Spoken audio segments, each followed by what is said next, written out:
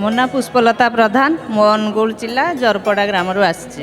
କୁହନ୍ତୁ ଆପଣଙ୍କର ସେ ଅନୁଭୂତି କଥା।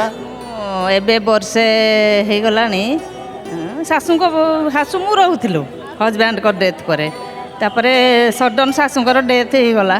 ମେଡ଼ିକାଲ ଆଣିଥିଲି, ତାପରେ ଡେଥ୍ ହେଇଗଲା ପରେ ସାର୍ ପୁରା ବହୁତ ସିରିୟସ୍ ହେଇଗଲି। ତାଙ୍କ ଦଶା କର୍ମ କରିବା ଯାଇ ବି ମୁଁ ଠିକ୍ରେ ରହିଲିନି। ତାପରେ ଝିଅ ଏକୁଟିଆ, ଆଉ କେହି ନାହିଁ। ତାପରେ ଝିଅ ଆଣିକି ମୋତେ ଆଡ଼ମିଟ୍ କରିଦେଲା ସେ ଅନୁଗୁଳରେ।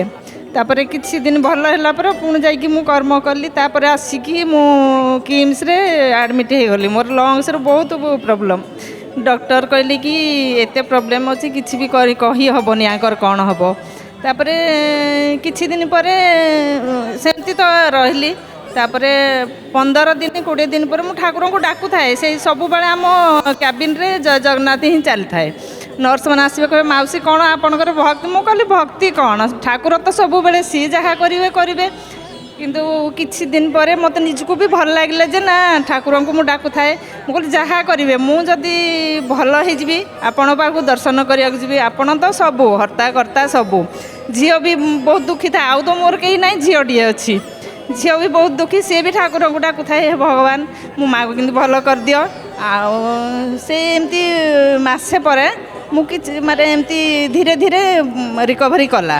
ତାପରେ ଏବେ ବର୍ଷେ ହେଲାଣି ମାଆଙ୍କର ଶ୍ରାଦ୍ଧ ସାରିକି ମୁଁ ଏବେ ଆସିଛି ଠାକୁରଙ୍କୁ ଦର୍ଶନ କରିକି ଏବେ ମୁଁ ଆସିଛି। ଆଉ ଦୁଃଖଦ କଥାଟା କହିଲେ ଆପଣ ସ୍ୱାମୀଙ୍କର କଥା କ'ଣ ହେଇଥିଲା, କେତେ ଆପଣ? ସାର୍ ସେ ତ ଆର୍ମିରେ ଥିଲେ, ସେ ଆର୍ମିରେ ଥିଲେ, ଦେହ ବହୁତ ଖରାପ ହେଲା ଯେମିତି ଦିଲ୍ଲୀ RR ହସ୍ପିଟାଲରେ ମାସେ ରହିଲେ। ଆଉ ସେଠୁ ଆଣିଲି କାଲକାଟାରେ ବି 2 ମାସ ଖଣ୍ଡେ ରହିଲେ। ଏମିତି କଲା ପରେ ବହୁତ ମେଡ଼ିକାଲରେ ରହିଲେ। ତାପରେ ରିଟାୟାରମେଣ୍ଟ କରିଦେଲେ। ରିଟାୟାରମେଣ୍ଟ ପରେ ଆସିକି ଏଠି ଓଡ଼ିଶାରେ ସେ ହାଇଟେକ୍, ସମ୍, କିମ୍ସ ସବୁ ହସ୍ପିଟାଲରେ ମାସେ 1.5 ମାସ ଏମିତି ଟ୍ରିଟମେଣ୍ଟ ହେଲା ପରେ ହାଇଟେକ୍ରେ ଥରେ ଟ୍ରିଟମେଣ୍ଟ ହେଉଥାନ୍ତି। ମୁଁ ତାଙ୍କୁ ଛାଡ଼ି ଦେଇ ଗଲି, ସେ ଟିକେ ଭଲ ଥିଲେ, ମୁଁ ତାକୁ ଛାଡ଼ି ଦେଇକି ଗଲି। ଛାଡ଼ି ଦେଇକି ଯେତେବେଳେ ଗଲି ସେ ଭଲ ଥିଲେ, କିନ୍ତୁ ସଡନ୍ ତାଙ୍କର ଦେହ ଖରାପ ଥିଲା। ମୁଁ ଘରୁ ଟିକେ ପଇସା ଆଣିବା ପାଇଁ ଗଲି।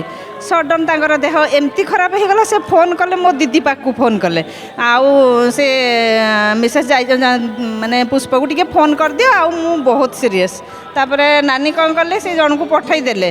ସେ ଆସିଲା ବେଳକୁ ମୁଁ ବସ୍ରେ ପଳେଇ ଆସିଲି, ଏସି ବସ୍ରେ ଯେଉଁ ପଳେଇ ଆସିଲି, ମୁଁ ମାନେ ଏସି ବସ୍ଟା ମୁଁ ଜାଣିପାରିଲିନି, ହାଇଟେକ୍ ଛକଟା ଜାଣିପାରିଲିନି। ତାପରେ ସେଇ ଛକଠୁ ମୁଁ ପୁରା ଭୁବନେଶ୍ୱର ଇଏକୁ ପଳେଇ ଆସିଲି। ସନ୍ଧ୍ୟା ହେଇଯାଉଥାଏ ଡାକୁଥାଏ ଭଗବାନ ମୁଁ କ'ଣ କରିବି। ଯେତେବେଳେ ଦେଖିଲି ନା CRP ଛକ ଆସିଲାଣି, ମୁଁ କ'ଣ କରିବି। ତାପରେ ମୁଁ ଠାକୁରକୁ ଡାକୁଥାଏ କ'ଣ କରିବି ସେଇଠୁ ଜଣେ ମୋତେ କହିଲା ଆଉ ଆପଣ ଫେରି ଯାଆନ୍ତୁ ପୁଣି। ମୁଁ ତାପରେ ପୁଣି ସିଟି ବସ୍ରେ ଫେରି ଆସିଲା ପରେ ସନ୍ଧ୍ୟା ହେଇଗଲାଣି, କ'ଣ କରିବି, ଅଟୋ ଖୋଜିଲି ବି ପାଇଲିନି, କ'ଣ କରିବି। ସେଇ ସମୟରେ ଓହ୍ଲେଇଲି। ତାପରେ ଜଣେ ସାର୍ଙ୍କୁ କହିଲି, ଜଣେ ପିଲା ଦେଖା ହେଲା, କିନ୍ତୁ ମୁଁ ତା ମୁହଁ ଦେଖିନି ଆଜ୍ଞା। କଳା ହେଇକି ପିଲା ଜଣେ ଦେଖା ହେଲା। ମୋତେ କହିଲା ମ୍ୟାଡ଼ାମ୍ କେଉଁଠିକି ଯିବେ?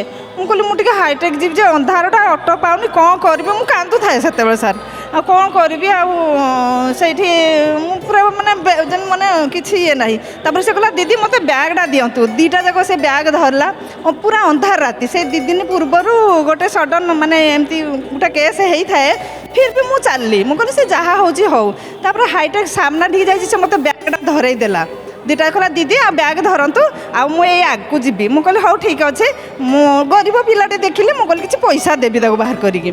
ମୁଁ ଯେତେବେଳେ ଦେଖିଲି ବ୍ୟାଗ୍ଟା ଏମିତି କରିକି ଅନେଇଲା ବେଳକୁ ଆଉ କେହି ବି ସେ ପାଖରେ ନାହିଁ। ମୁଁ ଭାବିଲି ଯାହା ବି ହଉ ଠାକୁର ଆସିକି ମୋତେ ହେଲ୍ପ କରିଛନ୍ତି। ତାପରେ ପୁଣି ସାର୍ ଦେହ ଖରାପ ହେଲା, ସେଇ ସମ୍ ହସ୍ପିଟାଲରେ ମାସେ ICUରେ ରହିଲେ 7 ଦିନ। ତାପରେ ସେଇଠି ଡେଥ୍ ହେଇଗଲା। ଆଉ ଦୁଃଖ ଯେତେବେଳେ ପଡ଼ିଲା, ଦୁଃଖକୁ ଭୁଲିଯିବା ପାଇଁ ମହାପ୍ରଭୁ ଅନେକ ପ୍ରକାର କୃପା କରିଛନ୍ତି। ଆପଣ ଜୟ ଜଗନ୍ନାଥ ଟିଭି ଆପଣ ଦେଖ? ହଁ ସାର୍, ମୁଁ ତ ଏକୁଟିଆ ଲୋକ, ତେଣୁ କାମ ସାରିକି ଯେତେବେଳେ ମାନେ ଟାଇମ୍ ପାଏ ଯେଉଁ ମେନ୍ ଏଗୁଡ଼ା ଦେଖେ। ଏକୁଟିଆ କାହିଁ କହୁଛନ୍ତି? ଏକୁଟିଆ ଆପଣ କ'ଣ ରହିପାରିବେ ନା? ଏକୁଟିଆ କିଏ? ହଁ, ସେ ତ ସବୁବେଳେ ସେ ବାପା ମା ସାନ୍ତାଣୀ ଅଛନ୍ତି, ଜଗନ୍ନାଥ ଠାକୁର, ସେ ମୋର ମା ବାପା ସେମାନେ ଅଛନ୍ତି। ମୋ ଛୁଆକୁ ମୁଁ ସବୁଦିନ ଟେକି ଦେଇଛି। ମୋ ଛୁଆ ଗୋଟେ ଝିଅ ମୋର। ମୁଁ କହିଲି ତୁ କିଛି ନାହିଁ, ମୋ ମା ଅଛନ୍ତି, ତୁ ମା ଅଛନ୍ତି, ବାପା ଅଛନ୍ତି, ଆଉ କ'ଣ ଦୁନିଆର ଦରକାର। ସେଇଥିପାଇଁ କୁହାଯାଏ କେହି ଅନାଥ ନୁହନ୍ତି। କାହିଁକି ନା ସିଏ ହିଁ ଆଜି ମୁଁ ଯେଉଁ ଷ୍ଟେଜ୍ ଥିଲି, ମୁଁ ବି ନିଜେ ଭାବିନଥିଲି କି ମୁଁ ବଞ୍ଚିକି ଆସିକି ଏମିତି ଠିଆ ହେବି ଏଠି। ସେଇ ତାଙ୍କ ଦୟାରୁ ଆଜି ମୁଁ ଆସିଛି। ଆଉ ସେ ଦୟା ପାଉଥାନ୍ତୁ ସେମିତି। ଜୟ ଜଗନ୍ନାଥ ଟିଭି ପାଖରୁ ଗୋଟେ ପାରମ୍ପରିକ ଜଣାଣ ବହି ଦେବୁ, ଧନ୍ୟବାଦ ଦେବୁ।